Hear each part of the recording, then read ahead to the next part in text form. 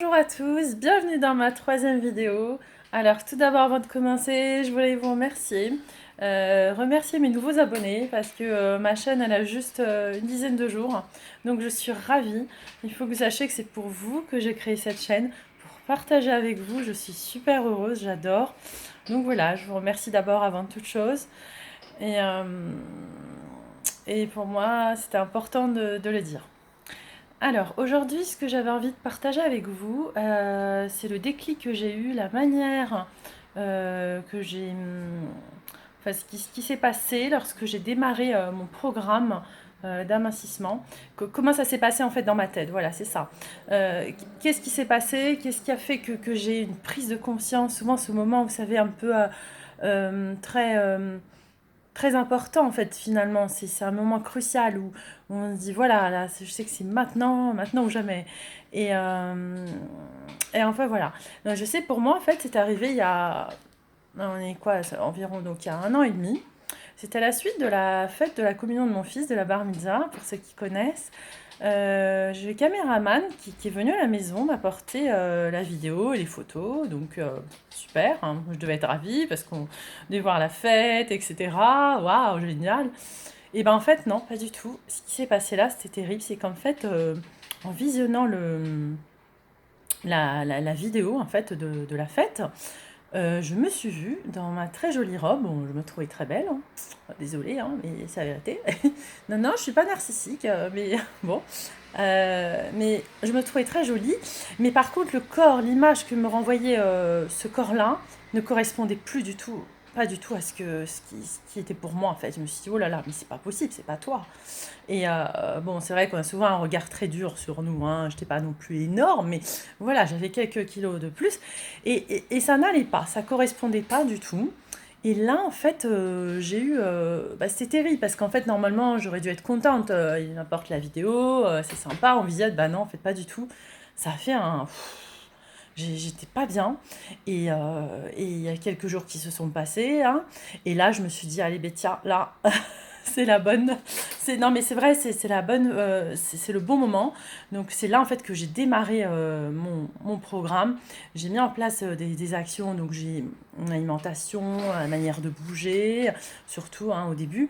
Et, euh, et en fait, je peux vous dire que rien ni personne ne pouvait se mettre sur mon chemin à partir de ce moment-là.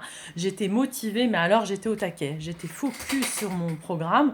Bon, je n'étais pas non plus obsédée, hein, mais voilà, je mettais tout en œuvre. Et celui qui faisait une réflexion, je m'en fichais, je laissais tout de côté. Ce qui comptait, voilà, c'était ma motivation. Et je me rappelle même avant, je m'étais acheté, vous savez, un podomètre là pour faire les pas et tout ça. Et bon, maintenant, je l'ai plus parce que bon, maintenant, je vais m'entraîner dans la salle, je fais une activité voilà, sportive plus intense. Mais avant, quand j'étais un petit peu en surpoids, bah, le fait de marcher et tout ça, c'était très bien.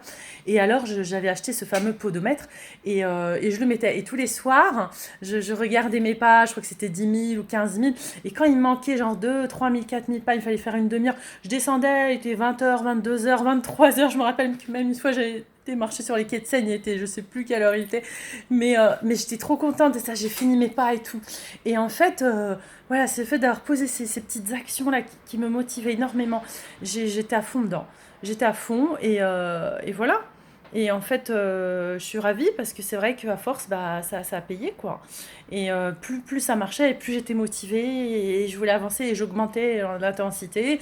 Et bien sûr, j'étais motivée ensuite à faire attention à ce que je mange puisque ah, bah, j'ai brûlé des calories, j'ai perdu. Ah, je continue et puis voilà. Voilà, c'est ça que j'avais envie de partager avec vous, les filles et les hommes aussi, hein. Je parle pas que des filles, hein, pas que des filles, mais bon, c'est vrai que c'est souvent avec les filles que je partage.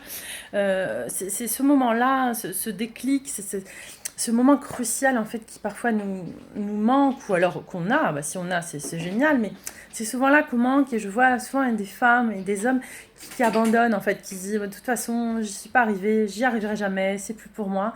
Et là, c'est terrible, en fait, ça me fait de la peine parce que, voilà, j'ai envie de les motiver et de leur dire que c'est possible, parce que si moi j'y suis arrivée, vous pouvez y arriver.